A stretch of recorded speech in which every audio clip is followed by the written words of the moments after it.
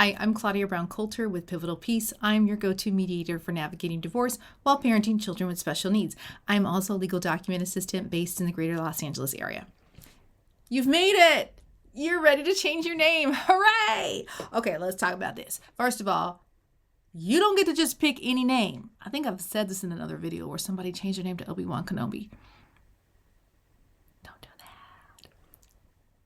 On the divorce petition in California, it asks if you want your former name restored. So that means you're not picking a brand new name. You can still totally change your name to something new, but you can't do it during the divorce process. Or through the divorce process, I should say.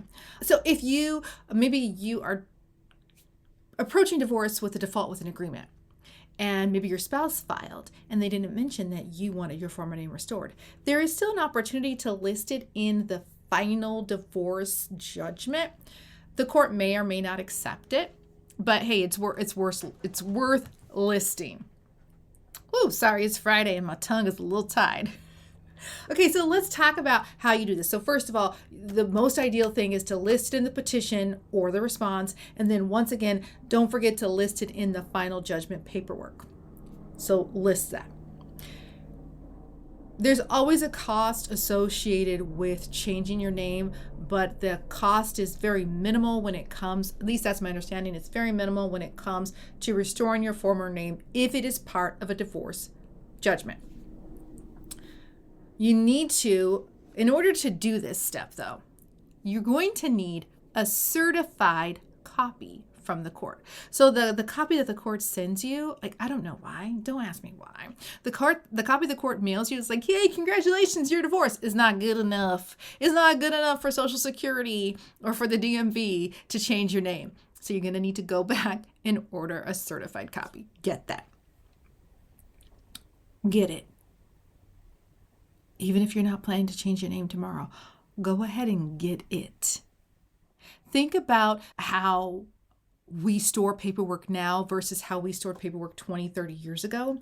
That's not a lot of time. And it's really hard to find paperwork back there if it wasn't filed electronically.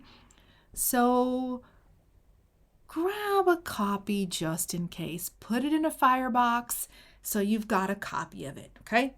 Get a certified copy. The first stop on your journey of changing your name is the Social Security office. Get your Social Security information changed so you have the correct name.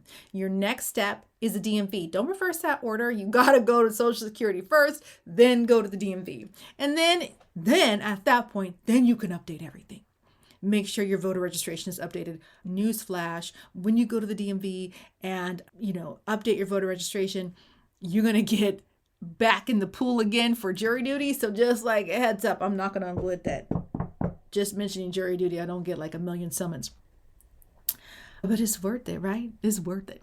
Then you want to also make sure that you then update any other accounts, bank accounts, things like that. And also as you are finalizing your divorce, once things are finished and it's done, that's your time to change your beneficiary. So update your name with your employer and take your spouse off of your if your employer has some sort of life insurance for you and you can have a beneficiary, don't let them profit from your death. Unless of course it's part of your agreement and you're paying spousal support and it's there in the event that something happens to you, they'll continue to get that money. But otherwise, don't let them profit from your debt. The last tip I want to leave you with is this. What if you are at the start of your divorce and you don't know if you want to change your name? Because you have young children and the last thing you want is for the school to call home or call you by the wrong name, or sometimes they look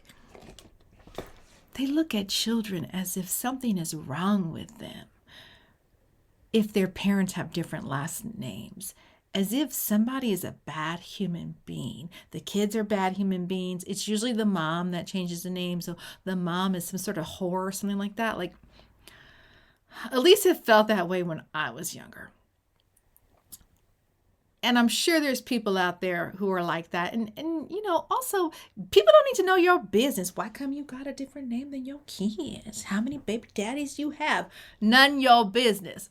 But Maybe you're like, I don't want this person's name anymore.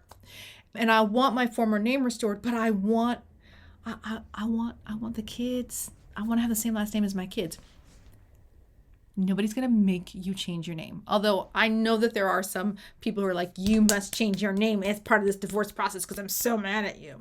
Okay, but you can request your name to be changed, restored in your divorce paperwork. Grab your certified copy, and you don't have to change it right away. You have just provided an option for you. So 10 years down the road, 15 years down the road, when your kids are older and you're like, oh my God, I'm ready to shed this person's name, you still have everything in place to change your name then. So just because you're requesting a name change in a divorce does not mean you have to do it immediately.